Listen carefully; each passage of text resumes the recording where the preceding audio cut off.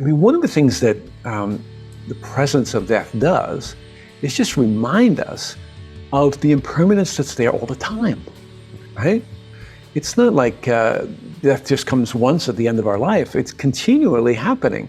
We're always meeting endings in our life.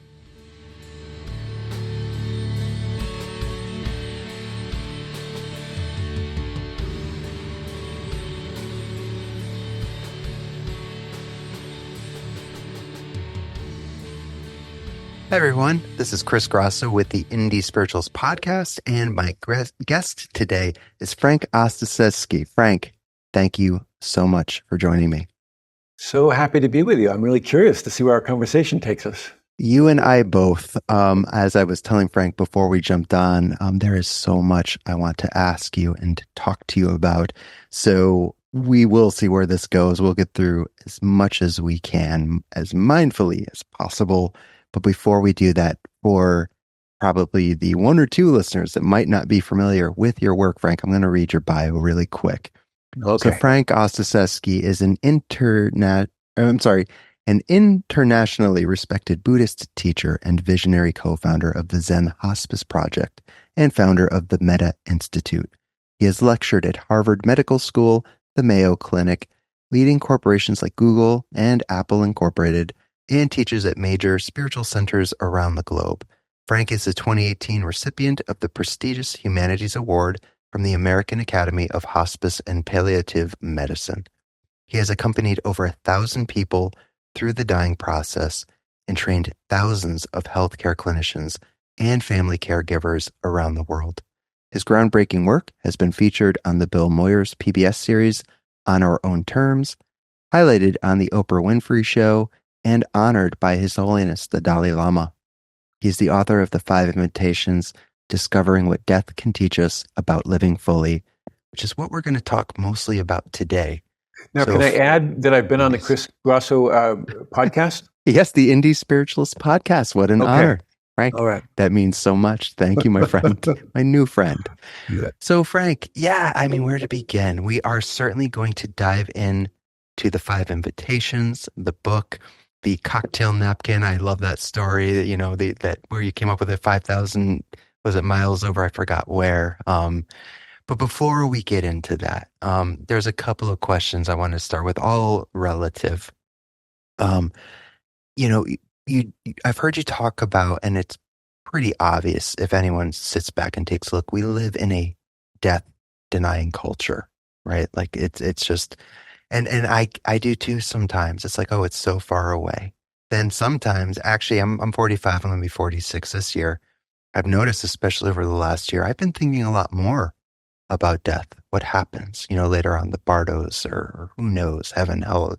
I don't know, but it is a death-denying culture, and somewhere in the book you'd written that no one alive really understands death. So I want to start there about this culture and what we can possibly learn about dying while we're living our lives fully. Yeah. Well, actually, I think my view of that is changing, that we're a death-denying culture. Okay. I actually think we are hungry to talk about dying, actually. I think we're really hungry to talk about it. It's just that everybody's too scared to talk about it. Sure. And so if there's somebody like you who's willing to have an honest conversation, then I think people will come forward about it. It's not my experience that people, turn away, actually, when there's somebody who they feel safe with to talk with about it. Yeah. Yeah. You mentioned, go ahead, please. No, and just, I would add that, when we shift the conversation a little bit and we talk about what we can learn from being with dying, what death has to teach us about living fully, then the conversation changes. I mean, I was just with a group of, Silicon Valley, young hipster execs, right? Just the other day. And they were like, no, we don't want to talk about dying. And then I started to talk about how it might change the way in which they do their business. And their attention went up, it was really, they got really engaged. Yeah.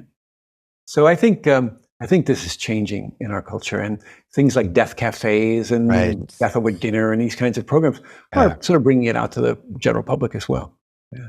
Yeah, I just actually, a friend turned me on to Death Cafe. I was not familiar with it maybe less than a month ago. I just learned about that. And then we have a mutual friend in Michael Hebb who started Death Over Dinner. Prior to that, I was on the advisory board for Drugs Over Dinner, being a person in recovery. Yeah. I love Michael's work. It's so important. Sure. And that, we're having these conversations. How wonderful. Like, that's great. I have yet to make it to a Death Cafe meeting, but I saw that they have them monthly here. I'm in San Diego, North County. They Sure. seem to be a little more downtown, but obviously well worth the trip. And I Well, like we're having our own Death Cafe right here. I mean, we're having a you're conversation. right. Yeah. Here we are. I love it. So you also mention, and I like this, death is the secret teacher. Can you Yeah. elaborate on that? Well, first of all, I mean, to imagine that at the time of our dying, we're going to have the mental stability, the emotional strength, the mental clarity to do the work of a lifetime is a ridiculous gamble, right? So the time for the conversation is now. That's why we're having this call and why death cafes, et cetera, exist. But also, I mean, one of the things that the presence of death does is just remind us of the impermanence that's there all the time, right? It's not like death just comes once at the end of our life. It's continually happening. We're always meeting endings in our life. And so I think that when we look at how we meet endings, it shapes the way in which we meet the next situation. Yeah? So like, how do you leave a party? Do you just ghost out or do you say goodbye to people? How do you meet endings in your life? That's a really important thing to look at. And the last thing is that, I think permanence is rather oppressive, actually. Sure. I mean, imagine if nothing changed. Oh, it'd be horrible. Yeah. Right. Yeah? So, like when somebody shows up at my door I haven't seen in 20 years and they say, "Hey, Frank, great to see you. Haven't seen you in so long. You haven't changed a bit." I'm a little offended, actually, because I think I've changed a lot. Yeah. And so it helps us to, I think what this does is help us to embrace the constant change that's already here in our lives, I love that. Makes me think of Thich Nhat Hanh said something to the effect of, because of impermanence, everything is possible. That's right. How beautiful is that? Yeah. Yeah. Yeah. I mean, if it wasn't for an impermanence, you couldn't go into recovery. There it is. 100%. Yeah. Yeah. And also another one came up while you're talking about death. Ram Dass, the great one-line master. Death is like taking off a tight shoe. Who doesn't like to take off a tight shoe? What do you think I get the gist of what he was saying, but you've known Ram Dass much longer than I did. What do you think he meant by that? Death is like taking off a tight shoe. Well, he got that line from this, what he called this disembodied person or being that he was in communication with. Yes. I don't know about those things, but sure. he did. I think it's a little bit like when we get so contracted around our identity. I'm this, I'm that, like there's no room to move, right? We're stuck in it. We're stuck in this kind of pressure that has us continually going and then accommodating everything that comes that will help reinforce that particular identity. And so I think what he was saying is, let's break down the walls. Let's see what else is possible here. Let's not be stuck. Let's live a life that's more curious and passionate, actually. I love that. Blueprint. I'll tell you a funny story about him. Please. He and I were teaching somewhere, and he was arriving, and this was after his strokes. He was in his wheelchair, and I was pulling him up this set of stairs, and we got inside, and I said, "RD, do you want me to take off your shoes? It's a meditation hall. Do you want to take off your shoes?" He said, "No." He said, "If I take off my shoes, everybody will start kissing my feet. It'd be terrible." And so I left. I said, there's the tight shoe right there, right? Even he had this identity. Even he was being playful, but even he, like you and I, get stuck in that identity all the time. All of us do. Yeah, all of us do. Yeah, and I've known his caretakers too, and we do. We're human beings. Even Ram Dass would get upset at times. We all do. These things happen. Yeah. Let's see, what else do we have? Another one, kind of just echoing what we've already been talking about, but I love, you'd said, death is a good companion on the road to living well and dying without regret. And I know that, Your book really explores that more in depth, which we're going to hop into momentarily. But can you talk a little bit about that? How, it is this companion on the road to living well and dying without regret? Yeah, I mean, in your introduction, you mentioned that I've been with a lot of people who have Yes. died, sitting bedside with lots of them. And, some of them came to that moment with great regret. There's been wonderful books written about this subject. I mean, imagine at this moment when you're already feeling weak and tired, and when maybe your mind isn't so stable, maybe it's afraid, or you're just sad about losing your friends. Yeah. Imagine if that is then colored by regret about what you didn't do, or the conversations you didn't get to have, or the people you didn't tell that you loved, that you didn't tell them you loved them. Yeah.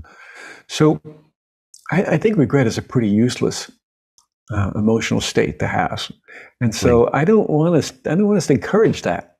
I think there is something different, and I'm going to just bear off here, but there's a quality of remorse which I think is different.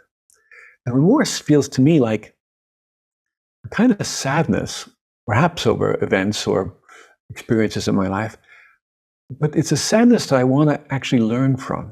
Yeah, regret is just a way I beat myself up. Yeah. Remorse is this, I want to learn from this because I don't want to repeat it again if I possibly can. And those are really distinctive states of mind and heart. And I am, regret is like a way we whip ourselves. And there's enough suffering in the world already. We don't need that too. Yeah. Couldn't agree more. I mean, I was thinking about it when I did read your bio, 1,000 people, over 1,000 people. The unit that I work on, which we were talking about before we started, the hybrid unit, hospice, dementia, Alzheimer's, schizophrenia, addiction, sexual abuse survivors, etc. There have been several residents who have transitioned since I've been on that unit, but there's one in particular. It was around the holidays that I was working with her. We have different groups, and we trade off with various, mental health or behavioral health specialists. And that week, she was one of the residents I was working closely with, and hospice set was coming in, and her family was there. And I became very close with them over the course of like 5 or 6 days. We laughed together. We cried together. It was, it was the human experience. It was something else. And this woman, she was from another country and sold into the sex trade. I think when she was around 8, had a very difficult life. But on the unit, it was interesting. We had very beautiful, just poignant moments where she would stick up for other residents if she saw someone being mean to them, or then she would kind of switch back at whatever was happening in her brain, and she would become very aggressive and nasty, for lack of better wording. She would tell me, and pretty much all of the other workers, I am goddess. You're going to burn in hell. Pardon my language, but you're going to burn in hell, motherfucker. Like, and I'd say, okay, okay. Been hit by her, scratched by her, water thrown at me. But boy, was she also just such a gentle, good human being. And I think it was the day before she lost consciousness. I was with her at her bed. It was just the two of us. It was maybe around 6:30 in the morning. And boy, she was very lucid, which was nice because she would come in and out of that. And I forgot how the conversation started, but she's like, I know you're a good guy, or you're a good man. You have a good heart. And I'm like, thanks. And she goes, you can't go to heaven because of all your tattoos and the big holes in your ears. And I said, okay. She goes, but I'm goddess, and I can make you vanish. It'll be like you never existed. And she's like, so you're not going to go to hell, but you still can't go to heaven. And I said, I'll take that. I'd rather that than go to hell. And then she started to cry a little bit. And I said, what's wrong? And she says, I'm sad. She says, I don't love myself. And I started to tear up a little too. I try to be very professional, but it's hard sometimes, when you're in that environment. And I said, I understand. I haven't loved myself for a lot of my life too. I said, but I see the way you are on that unit with the residents and how much you care about them. She said, yeah, no fighting, no wars, no rape. And I said, I agree with you. Mm. No murder. And I said, can you do me a favor? And she said, what's that? And I said, it's okay if you don't want to do this, but can you try to say, obviously out of respect, I won't say her name, but I said, can you say, I love you, insert the individual's name here, and try to mean it. And she did, and we looked at each other, and I said it quietly to myself too, and I really meant it, and I think she really meant it too. And we were holding hands, and I don't know, that was just a really beautiful experience for me, like the gift of like being with them. And that was actually, yeah, her family didn't come in yet, hadn't come in, and she passed a couple days later. And when I came in, she passed around 1:30 in the morning. I came in around 6:30 the next day, and she was still, in the room. And one of the nurses knew how close I became with her and the family. And she said, they're going to be taking her in probably an hour, but you can go say goodbyes if you want to. And I did. And I've been to funerals before, but never like alone in a room like that. And wow, powerful, and something I could see, the body was there, the vessel, but there was something, I love how Ram Dass jokes how he would playfully banter with Sharon Salzberg or even Trungpa Rinpoche back at Naropa about soul, no soul, whatever. But there was something, whatever gave life to that was visibly gone. Well, But yeah. Anyways, and that's what I love about you. Go ahead. Thank you, Frank. I don't mean to hog the conversation. No, I really want to know about this because what I'm curious about is what was it like after that encounter? So you're there with her body. Yeah. Whatever animates the body, let's call it, is not present. Yeah. And it was just the day before. And so what was it like to sit with that? And what was the impact on you? The initial one was honestly a sense of awe and wonder about this human condition.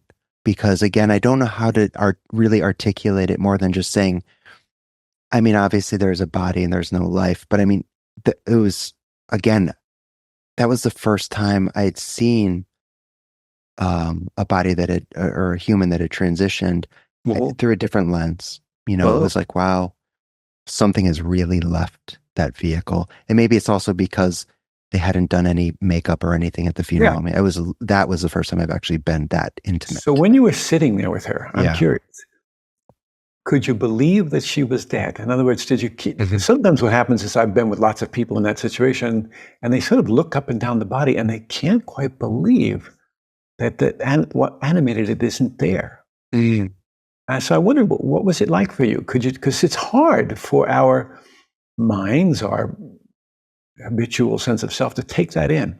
Yeah. So here's what I think made it a little bit different maybe for me than some other people. And maybe I'm wrong, but we were talking again before we had this conversation, and people who listen to the show or read my books know that, yeah, I'm a person in recovery, primarily from alcohol, but plenty of other drugs too. And I have nearly died. And as I did mention to you, I was intubated at one point. I stopped breathing. And thank goodness I was in a vehicle with my parents. They picked me up at the airport and were driving me back to their house. And the hospital was on the way, because had we gotten there a little bit later, you and I wouldn't be having this conversation. And that's not the first time. There was a period in my life I was drinking so much, I was blowing like 0.5 or higher blood alcohol content levels. And for those who don't know, 0.25 to 0.3 is death for most people, but the body adapts. And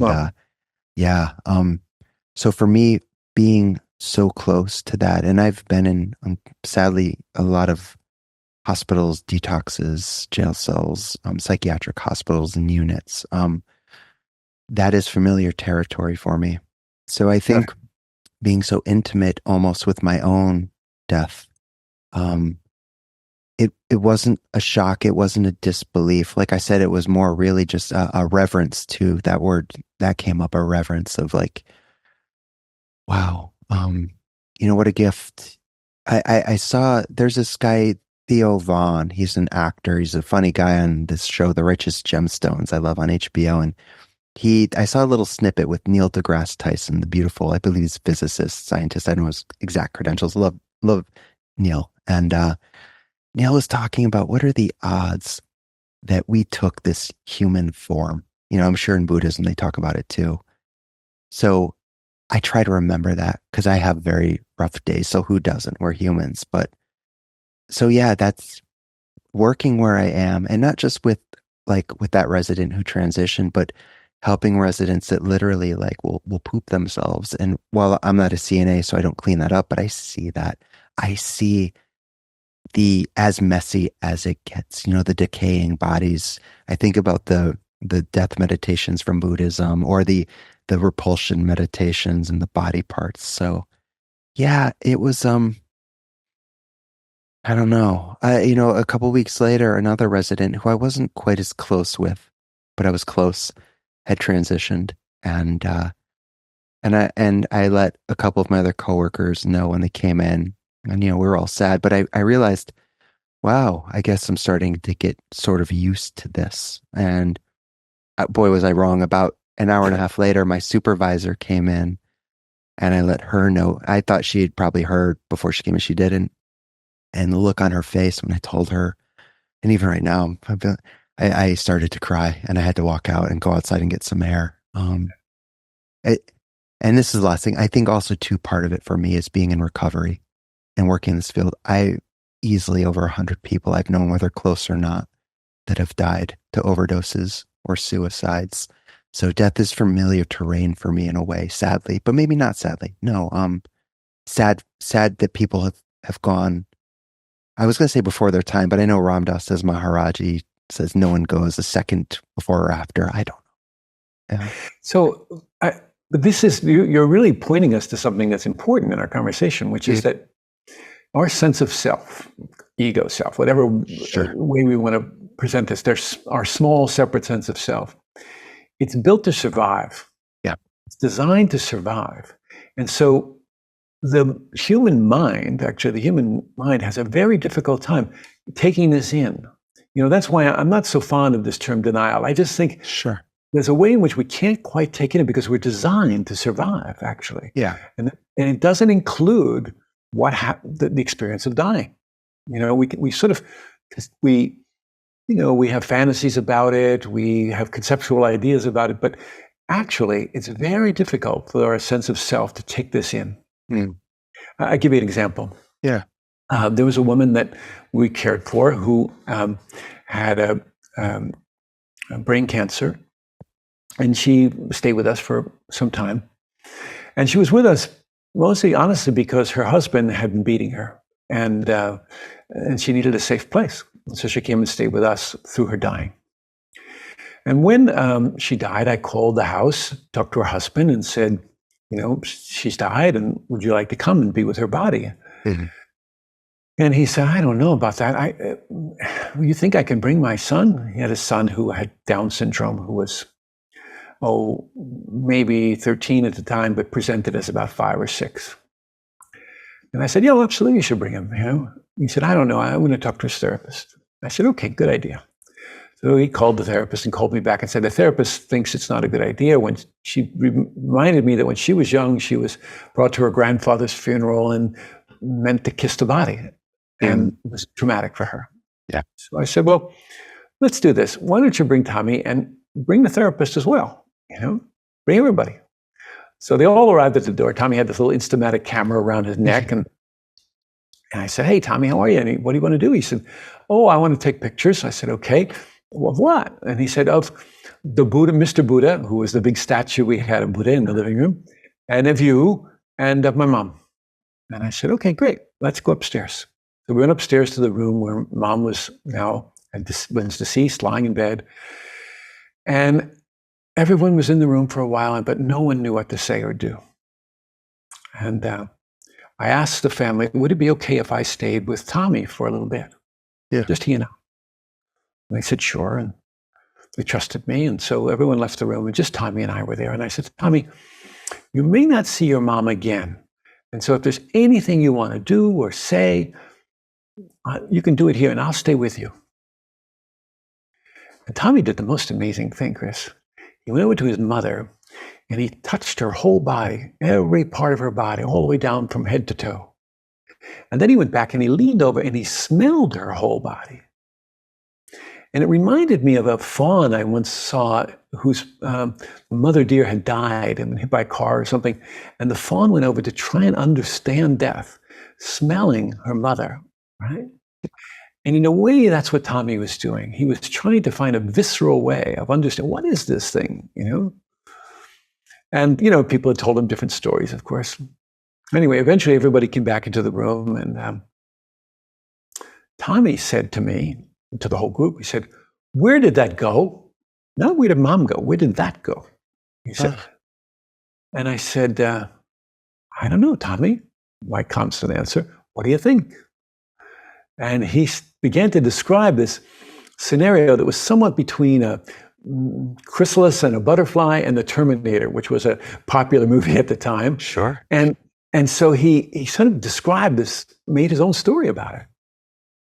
And I said, "That sounds pretty good to me, Tommy. That sounds really good, you know?" And so I think we are sometimes guessing at what death is. Honestly, we don't know. And it's been so hidden from us, as you suggested earlier, that we haven't gotten familiar with it. Yeah. And because our sense of self is so oriented toward survival, and that doesn't always include death, we're ignorant. Sure. And sometimes we're afraid. And so sometimes we make up comforting stories for ourselves. Yeah, we do. And you know, so I know that you are more rooted in the Buddhist lineage and tradition, and you know they speak of reincarnation and the Bardos and things of that nature. And I think it was Ram Dass was saying, in one of his myriad talks about how the human incarnation is like a fourth grade level, if you're thinking of like from kindergarten to high school and college, and we are at this fourth grade, and that really put it into perspective for me. I'm like, wow, yeah, that checks out. Feels like a fourth grade level. But I mean, it's probably an impossible question to answer, but I would love, since you have so much experience and time in this field, like whether from the Buddhist perspective or not, you know, what is, I mean, death, obviously the vessel ceases, but what after that? You know, what do you think? What happens after we die? Yeah. You know, Chris, I don't know. Mm. But it's a question I ask everybody that I'm with who's dying. I ask them all the time, what do you think happens after you die? Yeah. And it's not that I have the right answer or Right. that I expect they'll come up with the right one, but I think that whatever belief we have about that shapes the way in which we die, and I think also can shape the way in which we live our lives. Mm. So, you know, RD and I would teach on this a lot together. Ram Dass and I would teach on this a lot together. And, you know, we would often say, I don't know. That was a good answer. And we would then quiz people about what their belief systems were. And we also would speak about how the fact that our beliefs, which are strongly held thoughts, really our beliefs, go out the window when we're dying. And what seems to really matter is our experience in living deeper into the human condition, to be fully human. That's really what prepares us for dying. And our faith, which emerges from that process, really sustains us in the dying process. So I don't know what happens after we die, and I've heard hundreds of different stories from people, including a guy who was the head of the California Atheist Association or some such thing. I asked him, and I said, what do you think is going to happen after you die? He said, nothing. I said, what do you mean, nothing? And he said, nothing. And I said, you mean like a dial tone? What's it like? Nothing. And he said, no, it's not a dial tone. I said, well, can you hear things? No, you don't got any ears. You can't hear things. I said, well, can you smell things? He said, no, you don't smell anything. Kept going on like that. And I just was being playful and curious with him, trying to get to what his idea of nothing was. And then finally he said, nothing. It's like molecules of you just go out and meet all the other molecules in the universe, and they all mesh together. And it's like that. I said, oh, that kind of nothing. Oh, okay. And I thought, he'll be fine, you know. So it's a question I often ask people and explore with folks because, again, I think it often shapes And some of what is part of that shaping is whatever system they would grow up in that may have had belief systems that were not so helpful to them in their dying process, might have terrified them in their dying process. Yeah. And so it's really important that we find those. And if they're useful, we can support them. If they're not so useful, then we can explore them with people. I don't impose my ideas on others. Yes. I don't think that's helpful. Yeah. Same. Yeah, like I worked with teens for several years and in a residential setting in Connecticut, and so sort of similar to where I am now, minus the dementia, Alzheimer's, and hospice, but eating disorders, addiction, suicide attempts, self-harm, you name it.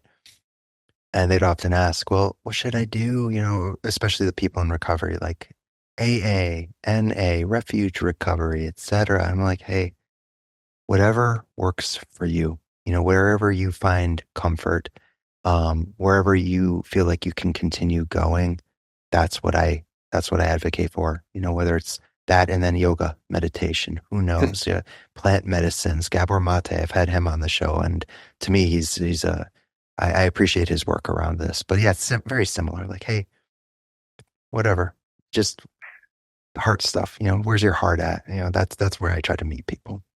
Good. And I think it is useful to inquire with people, to not shy away from the subject or say whatever you want goes, but really to explore. Because lots of times these belief systems haven't been investigated since they were 7, And so it's useful to re-examine them in a way, not with the intent of changing anyone's mind, but to sort of see whether or not does it bring some faith forward? Does it bring some comfort forward, for example? Check the paradigms. Yeah. Sorry. I mean, there's a woman that I tell a story in the book. She was a Christian Scientist, a deeply reverent woman. And when I asked her, what do you think is going to happen after you die? She said, I'm just going to put my head in the lap of Jesus. And I thought, oh, she's going to be fine. It's good. She had a deep faith. And then her granddaughter came to visit. And her granddaughter was, from California and had read a bunch of books. And she came into Grandma's room and she said, Grandma, I've been reading some books and I think you don't have to be scared at all about dying because everybody who's died before you will be there to meet you. All the souls will be there to meet you. And Grandma got terrified because what she'd never told anyone, but she told me, was that her husband Edgar had been beating her for the last 5 years of his life. And the idea of spending eternity with him was terrifying to her. So I don't impose ideas, because I don't know quite where they're landing, we don't know what history all of us are walking around in. And so we need to be really careful and discover with people, what is it that makes sense to them? What is it that brings them comfort? What is it that helps them to navigate what sometimes feels like an impossible, journey? Yeah. Love that. Thank you. Thank you, Frank. And then one last question. This one's more of a selfish question, but I think it relates because it's going to be in regards to the actual work I do, but I think it can relate to human beings in the world. I've noticed, especially here in San Diego, there's a large population of Hispanic and Mexican culture, and I don't know Spanish, unfortunately. That's my kind of segue into on the unit I work, and I know I've heard you talk about this too. You've worked with people where they don't speak the same language. Some of the residents, basically all the residents where I work, they come from the hospital, for one reason or another, all mental health related. Some have some family members. Most of them don't, unfortunately. Some of them, there's a Vietnamese gentleman. Love this guy. I met his daughter. She actually loves Thich Nhat Hanh, and she saw a mala I was wearing. And some of them even know who Ram Dass is, their family members. It's very cool stuff. I saw one of the residents had Gary Zukav's Seed of the Soul book as she was reading. I'm like, I read that years ago. And anyways, when I'm in those situations and I cannot, via the spoken language communicate, the best way I have found is and I try to do this anyways, direct eye contact. I try to come from the heart, use my hands, a lot of heart gestures or smiles and just a gentle nature. But above and beyond that, how have you worked with individuals in which you couldn't, have a conversation like we're having now? Is there any other way you'd recommend? And again, to tie it into not necessarily our settings, but everyday life, if you see someone on the street, like, I guess a smile, a wave, or just a nod, but maybe in our setting. So if anyone's listening to this that has been in similar situations, how have you approached that? Or have you found anything that works well for you? I live in a houseboat in Northern California, and Nice. and it's a nautical world. I say that I'm always riding the tides of life. Going up and down on the tides of life. And in this nautical world I live in, there's an expression, coming alongside, and it's used in a lot of other settings as well. But when I learned that technique, it means to come alongside another boat or a dock. The guy who was teaching me said, you should imagine that there's an egg hanging off the side of your boat. And you want to come alongside so gently, you want to make that maneuver so gently that you don't break the egg. Yeah. And so when you come alongside, it's a parallel relationship. It's not you can't do it in a confrontational way. You can't head straight for the boat and then turn at the last second. It's a very gentle maneuver. And it requires learning to know how to have a side-by-side relationship with people. Yeah. Like a friend of mine just came back from walking the Camino, the pilgrimage in France and Spain, that a lot of people walk. And she said she was walking by herself for a few days. And then she noticed this person come up beside her. And for a while, their rhythm of walking was out of sync with each other. One would pull ahead, the other would catch up, until finally they started walking side by side. And then they noticed that they were walking in sync, that even their pace was in sync. Yeah. And it didn't come about from any kind of effort to do it, but there was a kind of natural unfoldment of it, if you will, a natural progression of it, we could say. Yeah. And so I think in being with people who are dying or being with people who are troubled, having a hard time, to think of it as a side-by-side relationship is really helpful. Like, I'm not the one with all the answers here. There's no healer and healed here. There's no helper and helped here, right? We're just in the soup together, so to speak. Like just this last week, a very dear friend of mine, Ram Dass knew too, Corrado Pensa, a great meditation teacher in Italy, died. He could have introduced Buddhist meditation to Italy. And we were dear friends and we would teach together sometimes. And he died. And his Sangha was, of course, confused, sad, mourning. And so I teach with them every month now over Zoom. And what we did this time was just set up a kind of small ritual. It wasn't so ritualistic, but I said, let's talk to Corrado. Let's not talk about Corrado. Let's talk to him.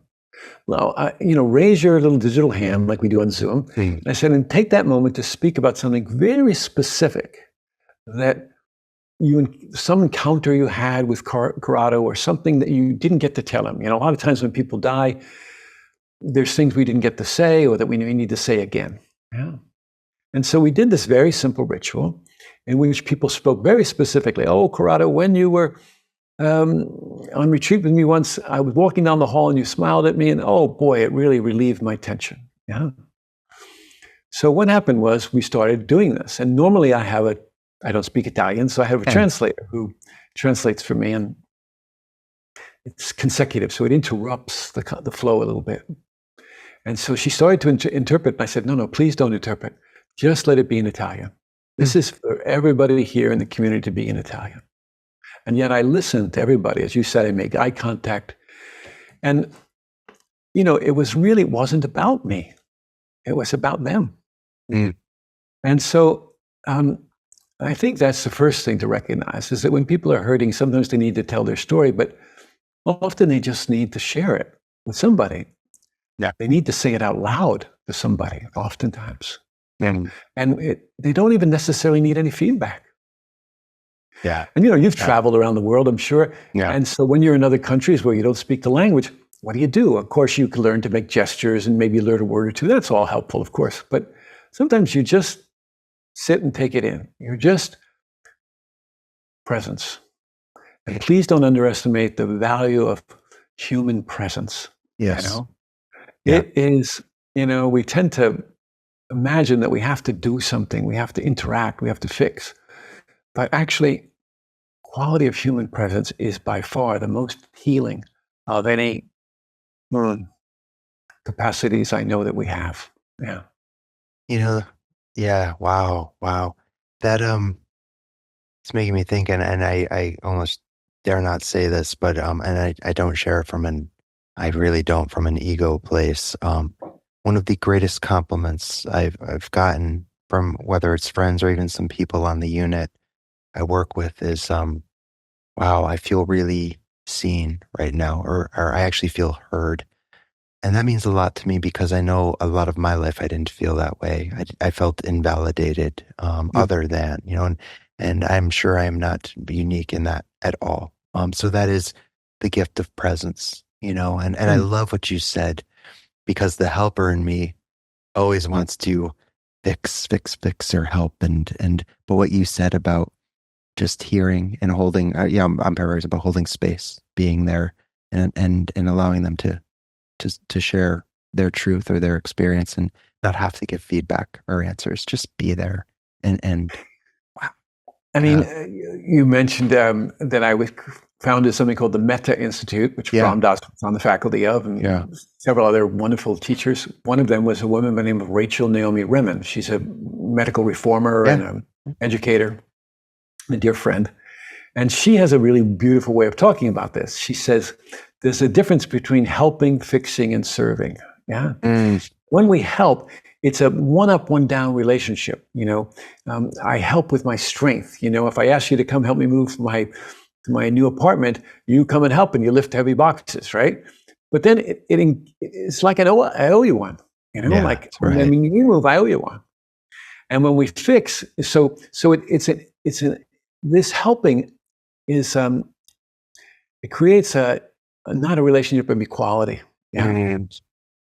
And when we fix, it's a similar thing. When we fix somebody, we first see them as broken. When we help someone, we see them as weak. We use our strength to help them. When we fix someone, we see them as broken. Yeah. And then we go about trying to do our thing to fix them.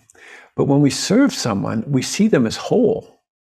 And in the act of service, we are actually functioning from that wholeness and reflecting that wholeness to the other person. Yeah?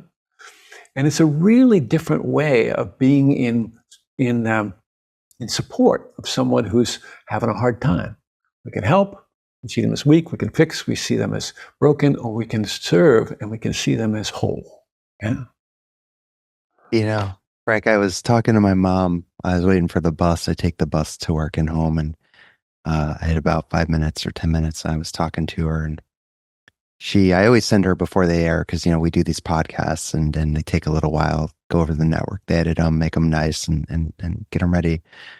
But, so my mom was finishing up watching one, that I did a couple of weeks ago. And I was telling her how excited I was to talk to you in just over an hour or so. And, said, Mom, as I mentioned to you, I've been on a hiatus for a couple of years, just taking care of myself and getting back into life again. And said, I forgot how much I learned from these conversations. And Frank, wow, everything you've said up to this point, but even just that, my goodness, I needed to hear that. And not just for the people that I'm going to remember the difference between helping and serving and fixing too, but also for me, like I'm not broken necessarily. There's parts that sure still need some healing, but I want to show up in a way that I can serve myself too. So I appreciate that the different lens in which to view those three. Thank you so much for that. Really appreciate that. Yeah. I mean, Chris, it's so natural that all of us get scared. Yeah. Just get scared. I mean, most of us are walking around in these fear bodies. We're just scared, And it's not even that we're scared of something. We're just scared. I'm scared. I get scared a lot. Yeah. My son, when he was a kid, when he was 6 or 7, I went to put him to bed one night and, said goodnight. I stood at the door and he said, Dad, don't close the door. Leave the lights on. And I said, oh, okay, how come? He said, 'cause. And I came back over to the bed. He said, there's monsters in the closet. Mm-hmm. I said, monsters in the closet? And I jumped in the bed with him and got under the covers. I said, where? Where? And in the back of the closet, in the front of the closet? He said, I don't know. They're in the closet. And I could have said, don't be silly. Go to sleep. It's time to go to bed. But instead, I just believed him. And I said, we pulled the covers up over our heads, And I said, what do you think? After a while, I said, think you're still there? I don't know. I said, let's go find out. Right? And so we got down on the floor and we crawled across on our bellies, to the closet. We brought one of the pillows from the bed. And I said, okay, this is the deal. I'm going to open the closet door. And when I do, you throw in that pillow and see if you can, knock that monster unconscious, Yeah. And so he said, okay. And I opened the door and he threw in the pillow and we closed the door really quick. And of course, there was this tumbling of all the stuff that was in the closet came tumbling down. And I said, want to look? He said, yeah. We looked in and we couldn't find a monster in the closet. Yeah. But this is the thing, I think all of us have this going on in our lives, We're all lots of times scared, and we all got monsters in our closet in some way, and I don't know what they are for each person, but I know that operating from that place of fear causes us not to have much trust in reality. And the biggest challenge for us as human beings is the feeling that we've been separated from the possibility of our unity. The biggest wound in America is the sense of false separation, this idea that we're going to be a rugged individualist, is foolish in a way. To think that we're cut off from everybody else, that's a very painful state, Yeah. Yeah. Makes me think, go, please, right. Yeah. No, I was just going to say that in Buddhist circles, that small cut off sense of self is sometimes called the body of fear, that we all live in, right? Stiffening our bodies, thickening our defenses in some ways, becoming rigid and confused. And in the process of that, the heart closes. Yeah. So there's a separation that does need to occur, but it's not one that we imagined, Coping with fear, it's helpful to distinguish between our emotional state, which we can watch in meditation, and the object that we're afraid of, the thing we're obsessed with, the fear of snakes or bugs or speaking in public or whatever it is, right? Those are the monsters in our closet. And, the thing we fear may not even exist. So by bringing our attention to the experience of fear rather than the content of our fear, we have a chance to make it workable for us. And I think that's really important. Yeah. Discern the difference between the emotion and the object. Yeah. So here you are describing this so eloquently, and I appreciate it very articulately. And in my mind, I'm like, yep, I'm relating it to a stupid meme or something I heard somebody say where it's like, talking about how the body is primarily made up of water. And the joke was, so we're basically just like cucumbers with anxiety. Checks out. Yeah, we are. But I like the way you describe it a lot better. So, wow, we've got Frank, we only got about like 15 minutes left. We even really, this is all relevant to the book. And I know you talk a lot about this, but let us talk about the 5 invitations. So important. I'll read the 5. If this works for you, I just want to read them quickly so our listeners know what they are. And then if you want to spend, we can have a couple of minutes on each one. What I love too, that I want to let listeners know, I made so many detailed notes on the book itself. I'm so glad though, that we're just having this conversation. I realized, man, I feel like if we go by everything I wrote, I don't know if anybody's going to go buy the book. It's all going to be in this conversation. Of course I would encourage them to go buy the book, because the stories you tell in this book are just that, the wisdom is amazing, but the stories for me, especially now that I'm working in an environment kind of similar, I resonate in ways. But so is that all right with you if I read the 5 and then we kind of explore, or how do you want to approach this? You tell me. Yeah. It's not important to me that we delve into the great depth, because people can get the book and they can read the book or the audio and listen to the audio. Yes. But sure, go ahead and at least it'll be a jump off point for us. Cool. Yeah, they're so important. Even today, I was telling my supervisor, I showed her the book, I had it at work, and I'm like, when I'm done, I got to gift this to you when I'm done with the podcast. I'm sure you'll get something out of it. And I read her the 5, and again, I was looking at her, I was reading each one, and her eyes would light up a little more with each one, and the smile was widening. I'm like, this is good stuff. So the 5 invitations, we have number 1, don't wait. You kind of, you elaborate to tell someone you love them or to learn life lessons. 2, welcome everything, push away nothing. I know you've talked about you don't have to be perfect. That's okay. 3, bring your whole self to the experience. 4, find a place of rest in the middle of things. I think in the talk you talked about relax and relate differently to the conditions we find ourselves in. And then 5, cultivate what you call, and I like how you joke, I'm Buddhist, I kind of have to don't know mind. The name of my second book, Frank, is Everything Mind. It's a everything, it's all grist, as Ram Dass would say, grist for the mill. But I love don't know mind, being open, receptive, ready for wonder and ready for truth. Yes. Again, I'm paraphrasing, but I've heard you say these things in your talks about them. So yeah, don't wait. Let's start there. Don't wait, right? Don't wait is full of expectation, right? Yeah. Waiting is full of expectation, rather. So we're waiting for the next moment to arrive. We miss this one. Yeah. Waiting for the moment of our dying. We miss all the moments in between. Yeah. So don't wait is like I don't know, I call it like a way that it's a pathway to freedom and an antidote to regret. Yeah. So, so don't wait. I mean, it was we're just always swept up in this idea of waiting. And I'm not suggesting here that we should go out and, live our lives without any concern or integrity, or that the one who has the most toys wins. That's not what I'm speaking about here. I'm like, I've been with a lot of people at the end of their lives, and I've watched families look at the monitor, those monitors where they have the beeping line. Yeah. And they're watching the monitor more than they're watching their loved one, because they're waiting for the moment in which it's going to go flatline. Ooh. So don't wait. You got someone you love, tell them you love them. You got something you really want to do in this life that's important to you, do it. You got some old karma you want to clean up, do it. Go on a karma cleanup tour, straighten it out with everybody.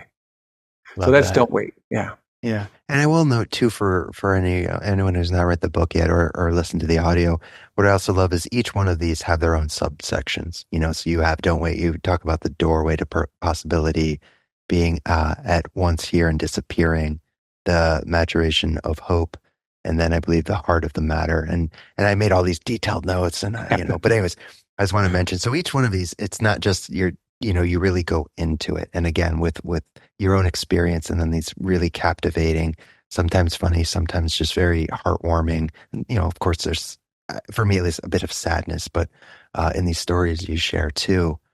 But yeah, we go to the next one. Welcome everything. Wait, before we go there, I please, just want to add that I wanted this book to be accessible to people. I'm not interested in sitting on the mountaintop and giving down great wise proclamations.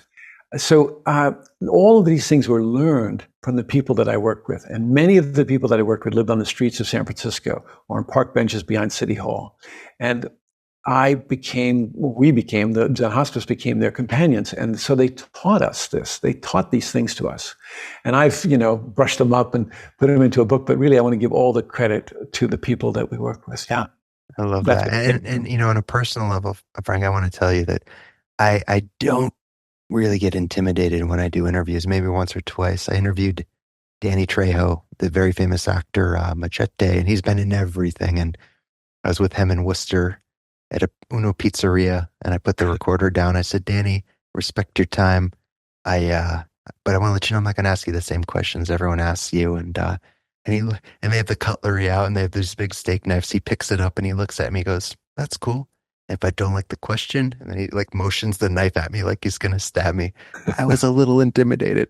But no, coming to this conversation, and maybe it's because I'm working, so intimately in this environment now, I was a little intimidated to talk to you, but within 10 seconds before we hit record, that was out the window. And I do want to say, yes, that is how this book comes across. And I also want to be clear.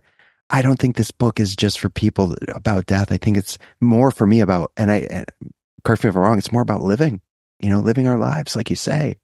But anyways, number 2 is welcome everything, push away nothing. And yeah, I mean, does that even make sense? Welcome everything, push away nothing? I mean, how are we going to do that, you know?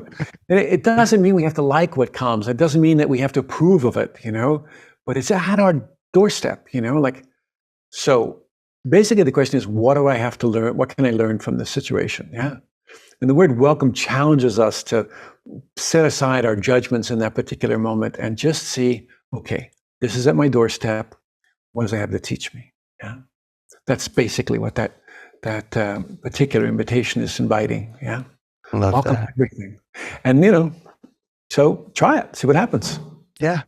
Yeah. And the sections in that, as is, turn toward your suffering and love heals. And again, I will leave those alone, but just so readers know that a little bit more about what that entails. And then we have our third, bring your whole self to the experience. And I love, you borrow and then you pay you give credit to our friend Ram Dass, don't be a role, be a soul. So yeah, I mean, that kind of sums it up, but in your words, please. So bring your whole self. It means no part left out.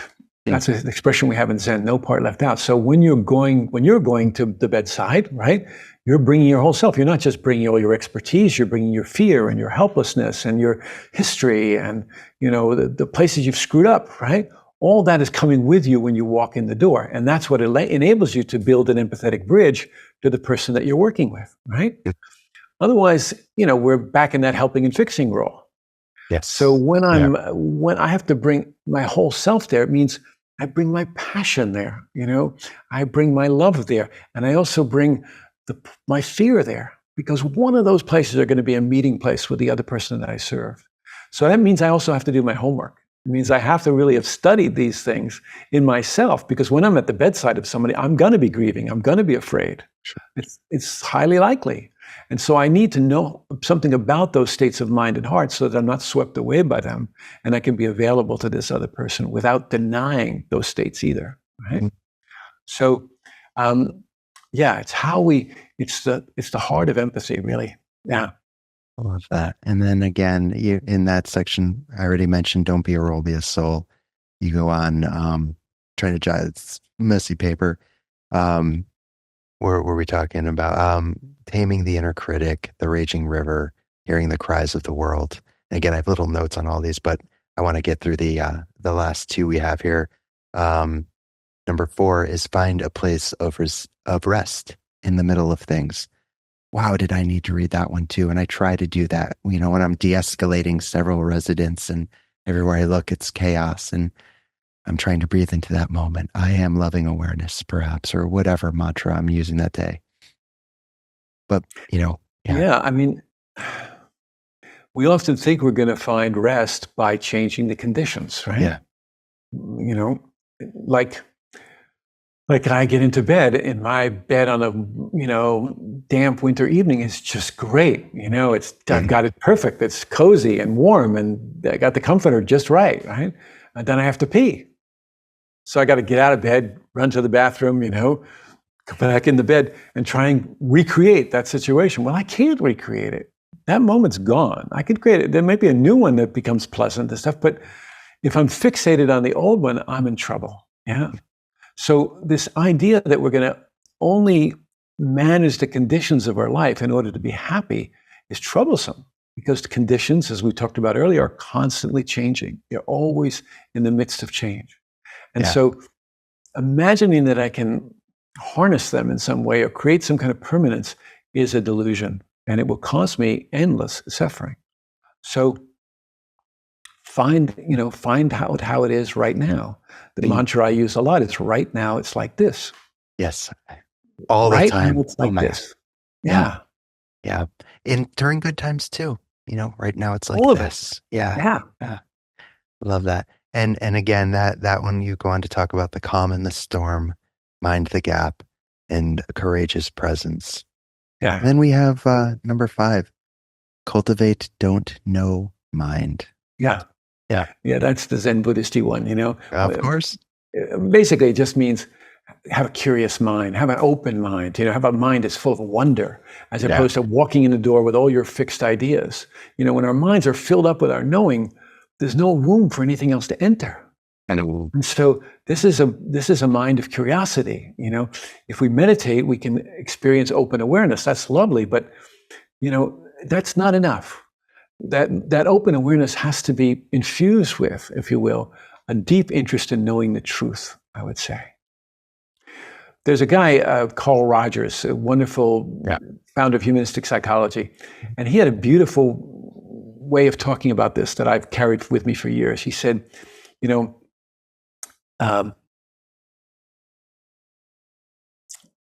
I walk into every session and I take a moment to remember my humanity.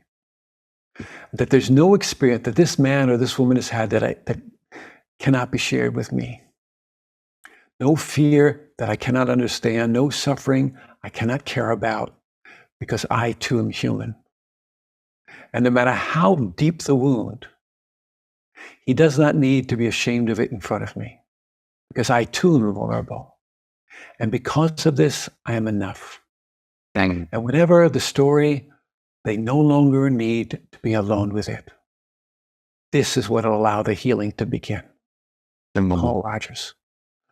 And I've used that for years as I enter the room of somebody who's having a difficult time. I try and remember that. I just need to be human, and that's enough. Yeah. And then, you're gone in that Cultivate, Don't Know mind. You talk about the story of forgetfulness, not knowing is most intimate, and surrendering to the sacred. And, so we are about out of time, and I want to share your websites and a couple of events. But, before we hopped on this call, you did make a note, and I wanted to honor that, or you mentioned to me, and I think we have done this, but I think this would be a nice way to end, as you said. And again, my words, not verbatim, but, this doesn't just need to be about death, but let's talk about courage too. And I love that you said that. So maybe, if we can kind of bring it to a close, talking about courage and what you were kind of getting at before I hit the record button. Oh boy, this is a big one to talk about. But, we talked earlier about having a sense that often we walk around with a quality of fear, Yeah. And I think that we can step forward. I've seen regular people do this all the time, people that you wouldn't imagine were big, courageous folks. We think of courage as, the courage that first responders have, or that, soldiers have, or this kind of courage, right? And that's important, right? But that kind of courage, you have to be a little careful, because that kind of courage can be manipulated, actually. I think healthy warrior courage is motivated by honor and loyalty and commitment, right? The shadow side of that is that it can be aroused by shame and coercion. And we need to be particularly mindful of that. But there is that kind of courage, and it's useful and necessary in our work. But then there's courage of heart, right? Which is different than this. It has a different kind of fearlessness about it, which requires us to be able to receive everything into our hearts, to experience everything in our hearts, to be lion-hearted, in our dedication to staying with the truth of the moment. So it's a particularly beautiful form of courage. But then there's this other kind of courage, which is, I call it the courage of vulnerability, Chris. It's a kind of third type of courage, and it's a doorway to the deepest dimensions of our nature. Now, mostly we associate vulnerability with weakness or emotional, exposure, or that we can be hurt or wounded in some way, right? But there's a kind of courage that isn't weakness, it's non-defensiveness. It's the absence of a defense and a wide open experience. And so less defended, we're less opaque, and we can allow the beauty and sorrow of the world to impose itself, to impress itself on our souls, And this kind of courage introduces us to the invulnerability of our nature. This courage of vulnerability introduces us to the invulnerability of our nature. And I don't mean that we can't be physically hurt rather. I mean that we discover the deep, essential nature of who we are, which is by itself invulnerable. It's never sick and it never dies. Beautiful. Frank, Thank you so much. Wow. I, I don't even know what else to say. I have so many thoughts and just infinite gratitude right now swirling around. This is one I don't usually go back and listen to my podcast, to be honest. It's hearing myself talk, but this is one I can tell you undoubtedly I am going to go back, and there's so much, and I will have a notepad and some notes. I'm taking mental notes, but yeah, thank you for your time. And I know you have a couple of workshops coming up. I wanted to mention to our audience, we have one meditation and inquiry retreat, which I believe is July 5th through the 10th in the San Francisco Bay Area. And that's a residential retreat that's being co-led by yourself and a friend we mentioned, Vinny Ferraro. And it's an opportunity to deepen your meditation practice and cultivate a sense of Sangha. And I'm sure much more, but that's a nice little snippet. And then we also have your Heart of the Great Matter retreat / workshop. And that's August 1st through the 4th of this year. And it's near Eugene, Oregon. And this one explores the intractable reality of death in the midst of life. There's a focus on the implications of the evening chant heard in Zen temples around the world. I love the sound of both of those. I know our listeners, and if you're checking this out on the Be Here Now network, just scroll down and we'll have these websites linked up. But we have frankostaseski.com, which is Frank, and then same word, OSTASESKI.com. There's also the 5invitations.com, which explores more deeply the 5 Invitations book that we've been talking about. You can see mine's rather used coffee stains, and yeah, I've been working with this one diligently. Authors love that when they see all the pages dog-eared. Yeah, that's right. Oh yeah. I know this is one. It's been through the ringer, but in the best kind of way. So, Frank, thank you for not just your time now, but for the work you do in the world and the insights that you are helping so many people with, and for me just showing up more skillfully in the world. I can tell you this, and I mean this. I'm a better human being. I think a better person after this conversation with what I've taken in, and that I know I will do my best to embody and share with others and with myself too. Well, Chris, if you, in reviewing your notes, if you find there's something we left out, just call me up. We'll do it again. We're going to have to. I mean, seriously, there's so much I want to talk to you about, but I think we nailed it on this one. I'm so grateful. Thank you, Frank. And yeah, I look forward to certainly, having more conversations with you. Deep bows, my friend. Thank you.